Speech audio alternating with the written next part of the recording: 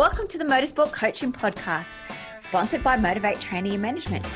This is a podcast where we talk to drivers and industry experts to help you maximize your performances on and off the track. Let's get started with today's show.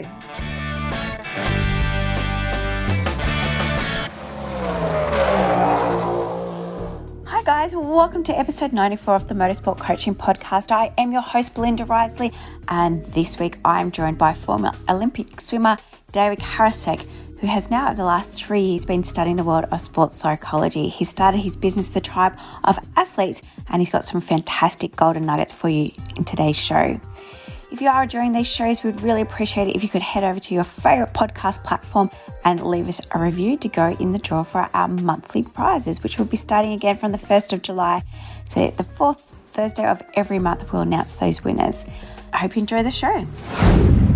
Hey, Dave. Welcome to the Motorsport Coaching Podcast. Thanks for having me, Belinda. It's good to be here. Well, today, guys, I'm joined by sports psychologist David Karasek. Is that right? Yeah. I say it right. Don't worry, the audience knows that I'm really bad at name pronunciation, so they will just laugh with me anyway. But yeah, sounds familiar. Hey. Sounds real fantastic. Well, welcome to the show. So you're a sports psychologist. How'd you get into that? Tell us a little bit about you. Yeah. So look, I was a swimmer when I was younger, and so my highlight was the Olympic Games 2012. But I kind of went through life very unaware of what was going on. Everything was kind of an autopilot. I didn't feel, I didn't know how powerful our mind is, and that we literally can create our own environment and like the career and the life that we love. Because what I always encourage and people to think about is that look, this water bottle, for example, right? This is something that existed in somebody's mind as an idea, as a thought, just a thought first. And with time, it moved into actual physical form. The microphone here, it's something that existed as a thought only first in the mind, and with time, it moved into physical form. And when we're speaking about sports, Michael Jordan, for example, he had a dream to be the best basketball player. It was just a thought, an idea. And with time, he actually moved it into physical form. So animals can't do that. We can literally create, look around. Everything that's not green and grown by Mother Nature we created that shit with our mind, right? So it's fascinating. And I never knew about that. So, there was a guy about 3 years ago, there's a guy who's starting to wake me up to this. And I found it so fascinating. And I got into the topic. It's like, okay, this is what I want to be doing for the rest of my life. And that's what I've been doing. So as a swimmer, were you not privy to it even 9 years ago? Yeah.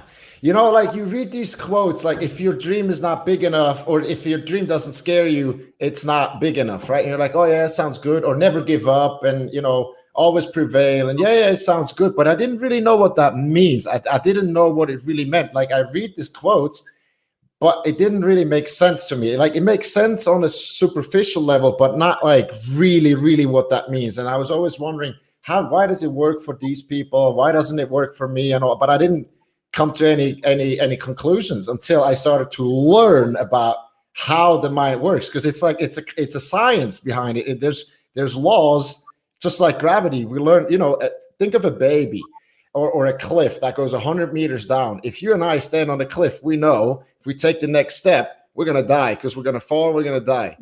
But think of a baby that's like crawling there. That will continue to go over the cliff and it will die because it's not aware of what gravity is yet. So we had to learn that. And what I'm saying is there is more laws that the universe operates in, like the law of attraction and these things. And we have to learn about them because they're in school. They don't teach us about, how to deal with relationships. They don't teach us about confidence. They don't teach us about how to make money. And so they also didn't teach us about these laws. And we have to take time and learn about them. And it's a fascinating topic, So, but as an athlete yourself, did you not do any sort of mental training back there? So you honestly feel like over the last 9 years, 3 years for yourself, that you kind of learned it and switched on. Is that something that you wish that you did know back in 2012? Yeah, and even before that. I mean, I don't have regrets because I did the best that I could to my abilities with what I knew and who I was around, right? So I don't have regrets, but if I could go back in time, this is definitely the one thing that I would say, like, well, it would be really cool if somebody told me about this, and then I could make a choice as like, okay, I want to investigate that. Because I always say, like, don't believe me, just try it on for size.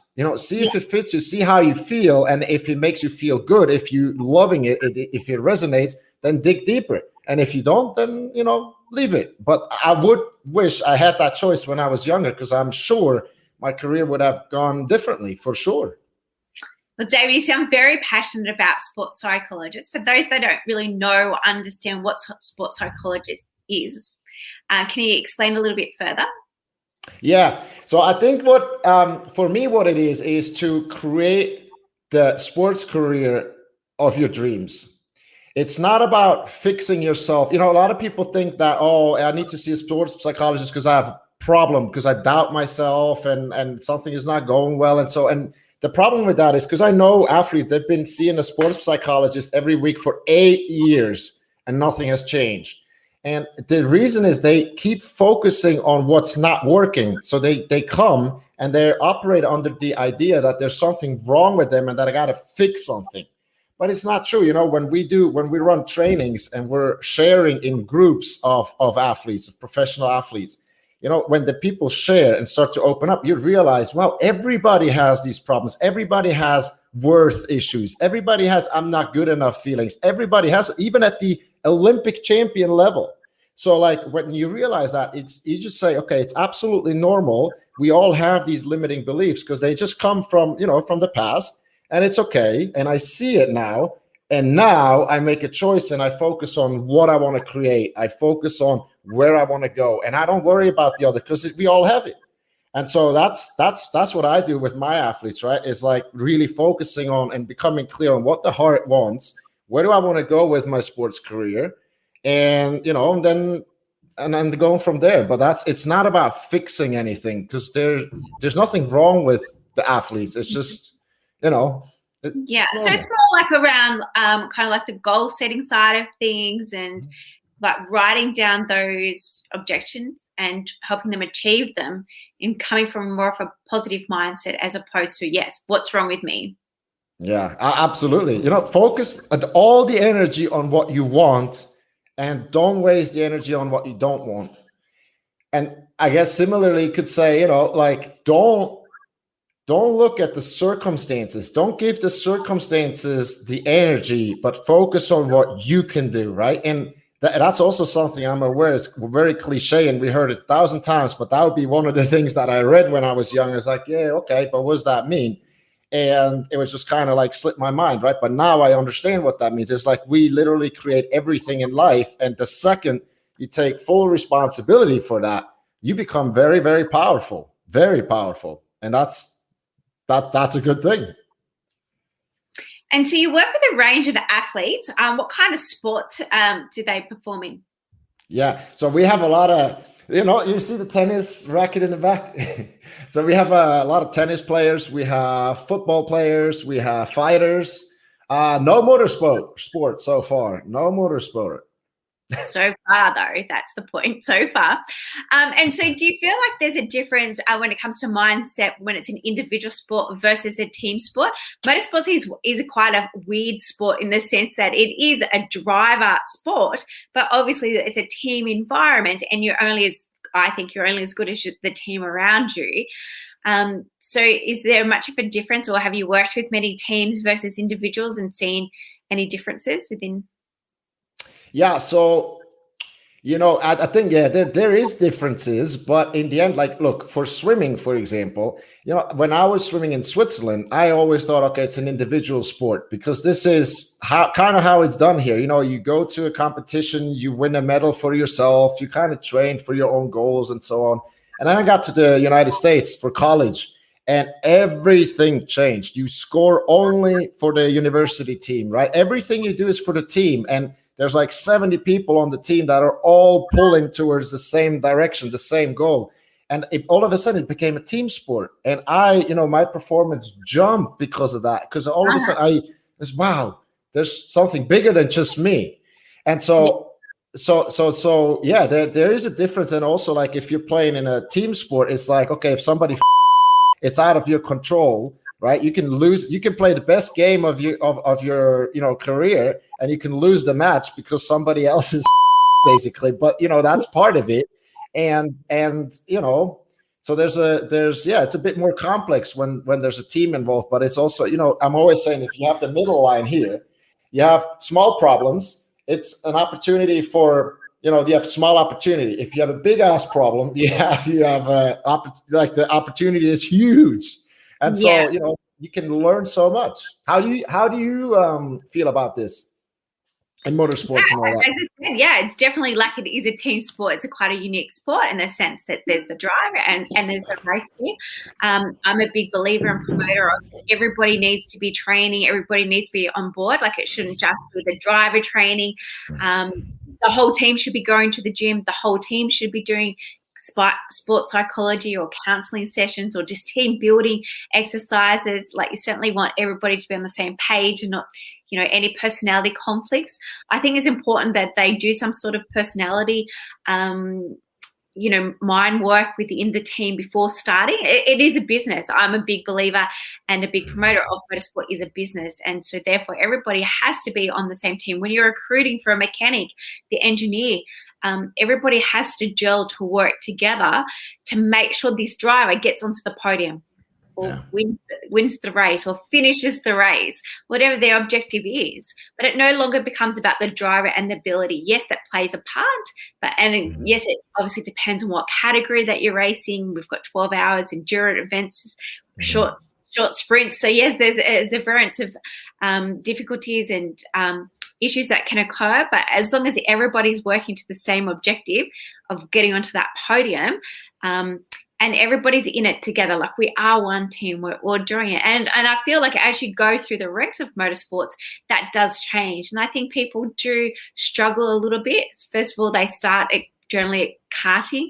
So it's a family sport. There's mum, that caterer, the chauffeur, the timekeeper, the washer of the clothes, there's mum for the moral support, and there's dad that's, that ideally, I know that sounds derogative, I'm sure that there's different role plays, but anyway, and then they do move up the ranks, and then they do generally go into a team unless they elect to run as a privateer, but then they become involved with someone who's a team owner, and they're hiring a car, and they have to pay if they crash it, and there's more expenses. And so as they go up through the ranks, that responsibility and the parents start to drift off more as higher that they go, and they get more and more involved in that team environment. And if the child is an introvert, they need to have that mental skill set to be able to adapt to people's personalities, to fall in within the team. But I think that that's a downfall on our motorsport industry here in Australia, that, we don't do enough about that. Again, it's like going from job to job. You're going to start to work with a new team, and they haven't really said, hey, this is Sarah and this is her role and this is what she does. And this is Bob and he's going to be an engineer and he's a mechanic and he's going off the disc personality, he's a D. Or anything like that. And so working out where people have to work. And I think that a lot of drivers do lose opportunities or don't take up opportunities because they don't gel with the team on a testing day or, during a series. And, they might pack up and take their sponsors with them, or they might even just give up the sport altogether. But I think it's very important. I think that we fail at the system, but I think there's a lot more that business owners of race teams could potentially do to gel that team environment. See, thanks for sharing that. See, I knew I can learn from you. I knew it. See, very interesting insights how it works in the motorsport industry. Yeah, very good. Thank you. No worries. Yeah. Just my little rant about the sport. So obviously sports psychology is about getting that competitive edge, as we said. And it's about just keeping focus, I guess for me, using pun, on that finish line. Do you have any strategies of tips of people that really just starting out and, like you said, it's not always about focusing on the negatives. One thing that I provide my drivers is like a race report for them to fill out at the end of every race meet. And it could be, 3 things that you're grateful for, but it all could three things that that you made a mistake about, and those kind of things of like what did you learn and what can you implement and what do you need to go learn more about. So I think there's 5 basic questions on this sheet that's in a book for them to go and do to analyze a race meeting, but not always in a negative, not always, hey, you had a crap weekend, now fill in this race report. I want them to fill it in being positives as well. How much of a difference does that make to a driver, having that insight of, hey, I actually came here, or I went to that race meeting, or I played this tournament and I did this and that's what I learned, or, I succeeded here or I failed there, but now I've come here with that kind of learning basis. Yeah. So, what you're saying, it's very good. I mean, it always helps to be aware of where you are. And I love that you're saying what you're learning, right? Because look, the reason why do we set goals in the first place is not to get stuff. It's not to win championships, to win races. It's to grow. We want to grow and become the person that we are, because, like, sport is just one part of our lives, but it's actually really beautiful because we're kind of on the playground and we're playing a game and we can learn so much for the rest of life, right? So what I tell my athletes is that, and, I've learned that from my mentors, is that what we're creating, we want to be kind of separate from what we're creating. We don't want to be eluded by the success that we're having, and we don't want to be fooled by the failure that we're experiencing, because it doesn't mean anything about you and your worth as a person. You're not a better person when you know how to cook. You're not a better person if you know how to drive a car. It's about the learning. So what I see that with kids a lot is that when they're overly obsessed with like winning, especially at a young age, it's actually quite counterproductive because they're so focused on winning instead of learning. So that's why I loved when you were saying, what am I learning? Because, you're going to be in your prime when you're a bit older, right? Because now it's all about the learning. And I'm saying, like in tennis also, if you're losing games, so what? If you're losing and you're learning, and learning is a choice. If you make that choice and you look at, okay, I lost, but what am I learning? If you continue to do that, you're going to be the best player, the best racer. Like, there's no other way. And if you look at like all these, famous athletes, is like they all had their downs. They were crying on the pitch, and like even the biggest names, but nobody remembers them for that. They remember them for all the great stuff that they did, but they went through the whole, right? So focus on learning. That is beautiful. So I think, yeah, it's good. It's and it's crucial. Yeah, it's everything basically. You win or you learn.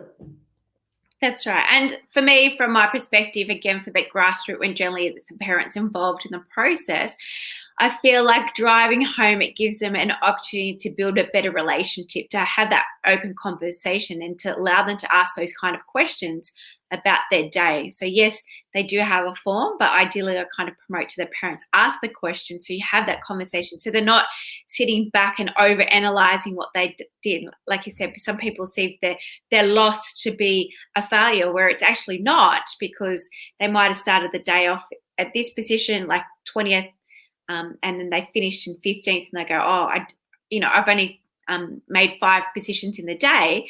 But there was actually so many positives of the day. They might have had the fastest lap of the race. Yeah. They could have been, they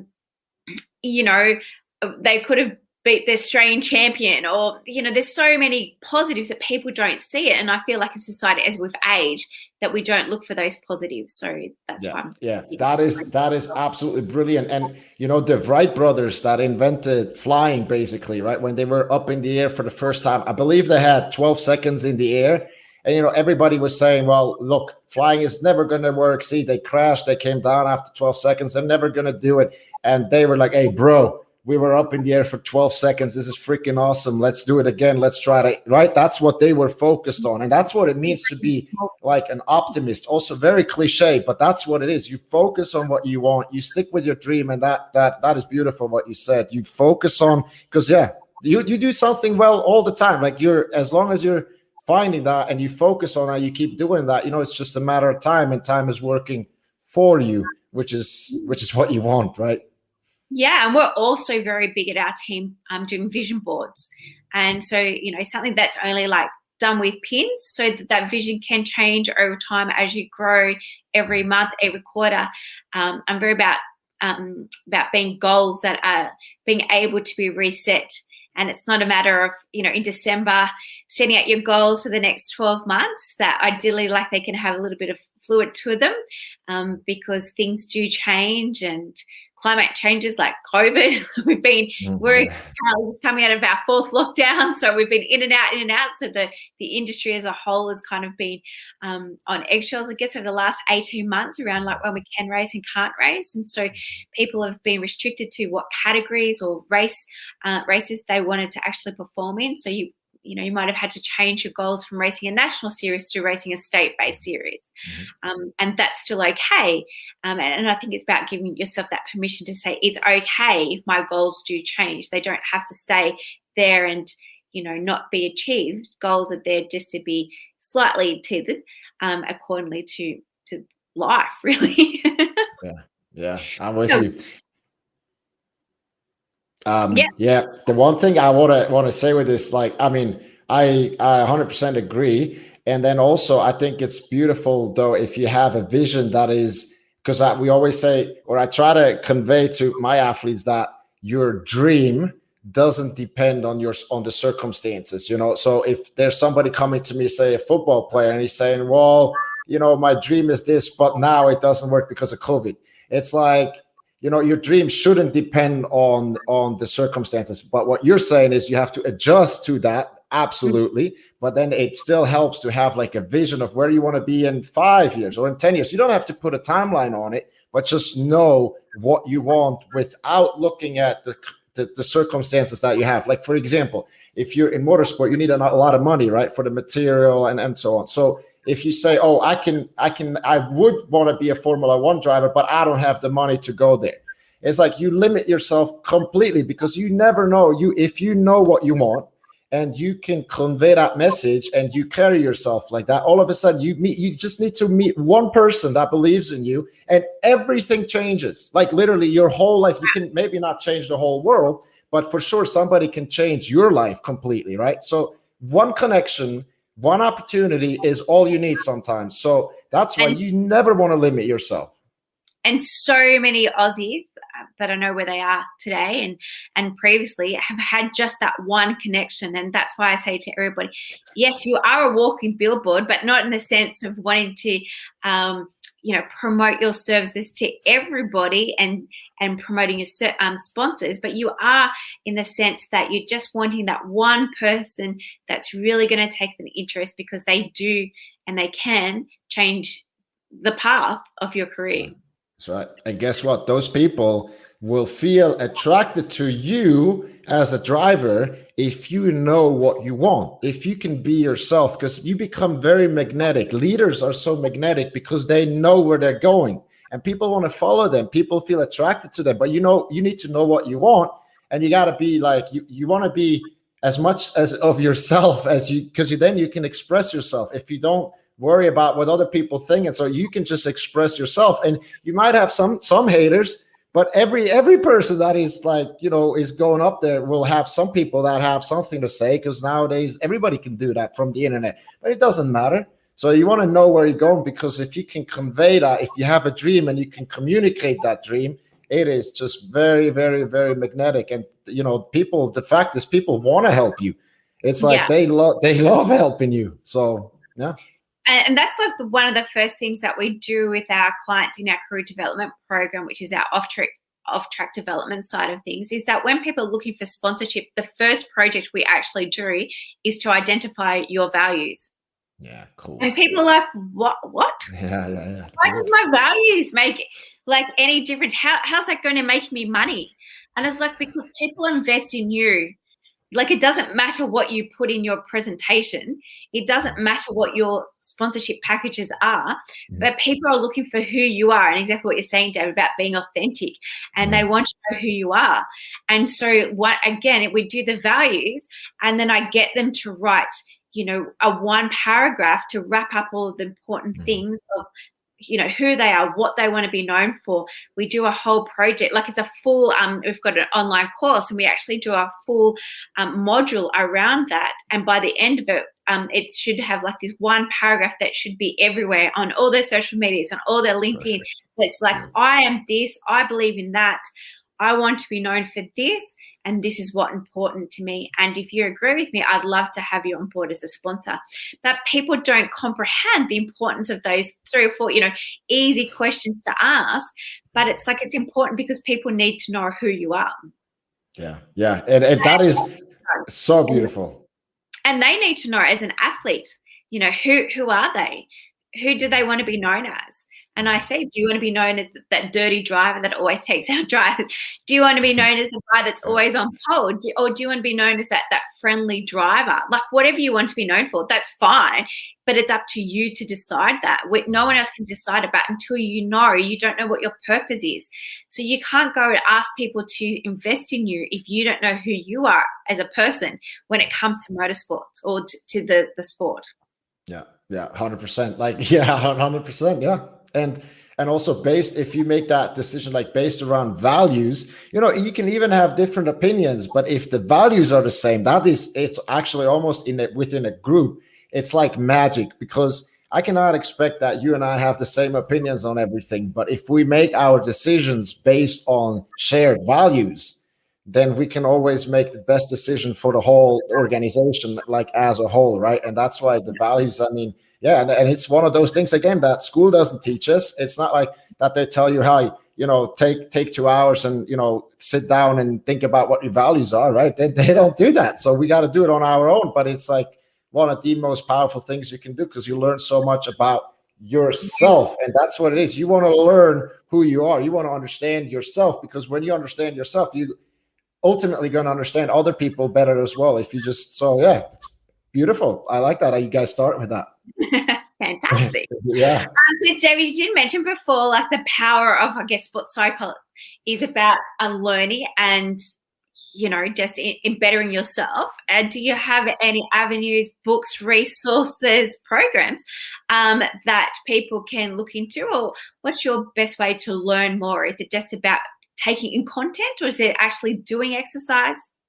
You got to do it, like with everything. You can't just sit there and watch. It doesn't work like that. So for example, every athlete that works with me one-on-one has to commit 10 to 15 minutes a day to do some kind of daily routine. Like, they can kind of choose what works best for them. I'll just give them the tools, but they have to use repetition, because there's so much power in repetition. Just think about every move that you mastered in life, you have mastered through repetition.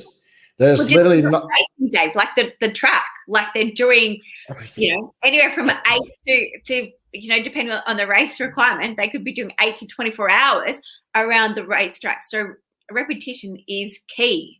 Yeah, and motorsport knows that, right? So the coordination, hands, like everything is repetition, right? So, and it's with the mind, it's exactly the same thing. If you do it once a month, if you go to the gym once a month, nothing happens. If you go once a week, it's a bit better. But if you start to do it every other day, the growth is just phenomenal, right? So it's repetition. And the easiest way what I would recommend is, we have a YouTube channel. It's just Tribe of Athletes. And I try to keep it very, engaging for like the younger audience, and make the videos not too long. Just like our chat here, we say, 20, 30 minutes is like a sweet spot. It's quite short on YouTube. So that's a good resource, I think, to get into it. And again, I'm just saying, try it on for size, and don't believe everything that I'm saying, and, just do your own research. And then the other thing is, we do a confidence, and we call it the Unshakable Confidence Workshop. It's free. We do that in July. And so if you go on thetribeofathletes.com, which is our website, you can register there. And that's like a 5-day event where we meet for an hour a day. And I think that's also a very cool place, because we have athletes and coaches coming together to develop those powerful mental habits for greatness. And the cool thing is, it allows us to do it with coaches and athletes together, because, some of those habits are very, very difficult to develop by our own. But if we come with the coach, if we come with the team, it's like a different story when everybody knows about it. So I think those two things would be good. Fantastic. Yeah, we'll definitely put those links into today's show notes. So if you're interested, head over to the YouTube or the show notes and grab the link to sign up to David's course. David, we're hitting our time for tonight. Thank you for all of your insights. Do you have any last words of wisdom or advice you'd love to give our up-and-coming drivers? Just thank you for having me. That was wonderful. And you have very good energy. You're a good host. And wish you all the best. And let's stay in touch, huh? I'm no journalist, but I am passionate about what I do. So yeah.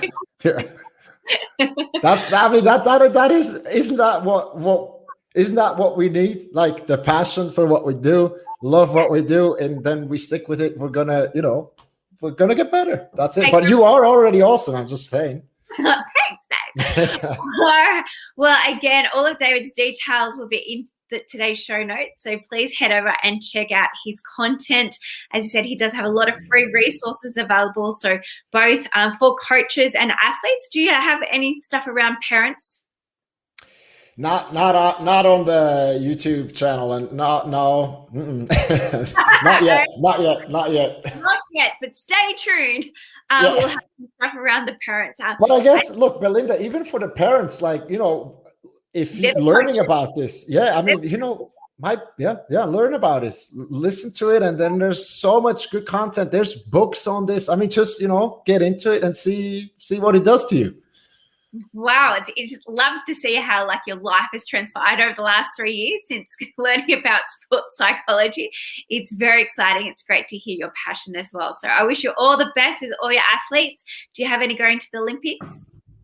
We have an Olympic champ, so she's a mother of 3 as well. So let's see if she can do it again. Triathlon. Oh, fantastic. One of my favorite sports. You'll have to give me her name later. Yeah. I'll be looking forward to it. Again, Dave, thank you very much for joining me tonight, and we'll talk to you soon. Sounds good. Bye. Ciao. Well, thanks everyone for listening to this week's show. I really hope you enjoyed that one as much as I did. Now, remember, all the show notes with the links and the specials mentioned in today's show are available over at MotiV8Training.com.au. If you haven't already, I'd really appreciate it if you could head to iTunes or Stitcher, type in Motorsport Coaching, subscribe, and leave us a review. Each week, I'll read them out, and you'll go into a monthly draw to win a fantastic prize. If you have any questions or comments, please email us at MotiV8Training.com.au or head over to our Facebook page at MotiV8T. Until next time, take care.